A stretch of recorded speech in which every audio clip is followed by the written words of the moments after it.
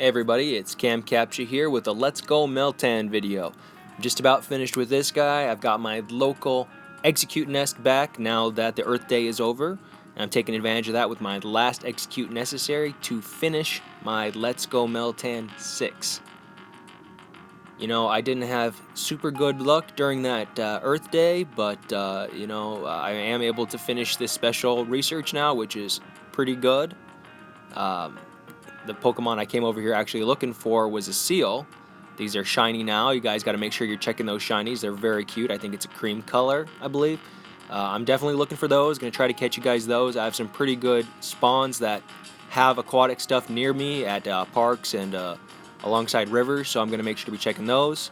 Still checking Cubones and whatnot and Trico. Definitely got to get out there and check your shinies. That's the only way to catch them. And I'll go ahead and looks like I need to evolve a Magnemite now. No problem. I was saving a Magnemite just for this occasion. I'm not sure which one I was saving. I probably should have labeled it. This one's got higher CP. Its stats are decent, but maybe this one's got perfect stats or something. No, it definitely doesn't. So let's just go with this first one. It's looking pretty beefy. Should have a good evolution. It doesn't need to be powered up very much, so that's always very good when you're going to a Pokemon that doesn't have the best stats, but it's your only option. And Magneton is one of my favorite Pokemon for the first generation. It's just 3 of its previous evolutions shoved together. I think that's hilarious.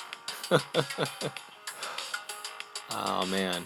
And the next evolution, when they release it for it, I think it's going to be pretty cool. I'm pretty excited about that. But we got the Let's Go Meltan 6 out of 9. We only have a couple more to go, guys. We're busting it out real quick. We're getting right along there. We have the other ones completed too. So, if you just put in your time and you try to be consistent, and you get out there and you put the work in, you can get these special researches done. It just takes a little bit.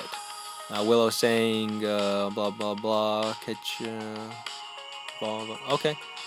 Well, I'm pretty sure there's I think there was a Cubone right nearby here. I think we were just clicking on him. So let's go a little bit more forward and avoid traffic here. With a Yanma and a Cubone. Great. Would have been nice if he was shiny, but hey, he's there right when I needed him.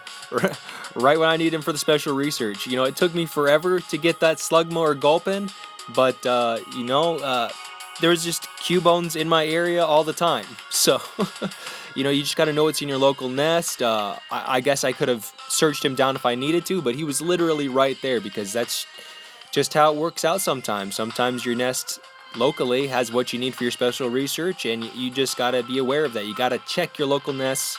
You got to be aware of what's going on. You got to be aware of nest migration to a certain extent.